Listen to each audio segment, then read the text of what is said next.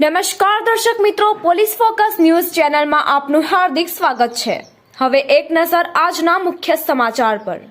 રાજકોટમાં કામદાર યુનિયનના પ્રમુખ પારસ બેડિયા અને સમસ્ત અનુસૂચિત જાતિ સમાજના આગેવાનો માવજીભાઈ રાખસિયા દ્વારા રાજકોટ સિવિલ હોસ્પિટલની અંદર સફાઈ કામદારોની નવી કાયમી ભરતી, પીએફ, ESI બોનસ કૌભાંડ અને રાજકોટ મહાનગરપાલિકાના કાયમી સફાઈ કામદારોના સ્વૈચ્છિક રાજીનામા મંજૂર કરવા માટેના બોગસ મેડિકલ સર્ટિફિકેટમાં જે રાજકોટ વાલ્મીકી સમાજના અમુક કહેવાતા પૈસા ખાનાર આગેવાનોની સંડોવણી છે, તેમાં તબીબ અધિક્ષક પોતે ફરિયાદી બની અને પોલીસ કરે તેવા વિવિધ મુદ્દાઓને લઈ રજૂઆત કરવામાં આવી હતી। તારીખ 20/5/2024 સોમવાર સુધીમાં યોગ્ય કાર્યવાહી કરવામાં નહીં આવે તો તારીખ 21/5/2024 મંગળવારથી જલદ આંદોલન કરવામાં આવશે તે અંગે રાજકોટ સિવિલ હોસ્પિટલ તબીબી અધિક્ષક શ્રીને આવેદનપત્ર પાઠવ્યું હતું, જેમાં રાજકોટ કામદાર યુનિયન અને સમસ્ત અનુસૂચિત જાતિ સમગ્ર ટીમ દ્વારા સફળ રજૂઆત કરવામાં આવી હતી।